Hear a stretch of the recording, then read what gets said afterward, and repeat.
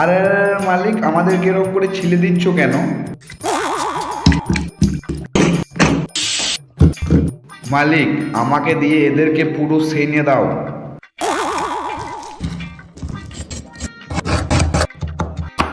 মালিক, আমাকে একটু কম করে দাও, না হলে বেশি ঝাল হয়ে যাবে।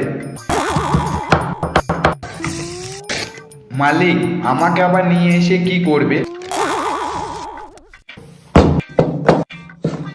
মালিক, তুমি আমাকে বেলচা দিয়ে বেললে ঠিক আছে, তুমি আবার আমাকে ছুরি দিয়ে কাটছো কেন? আমার লাগে না বুঝি?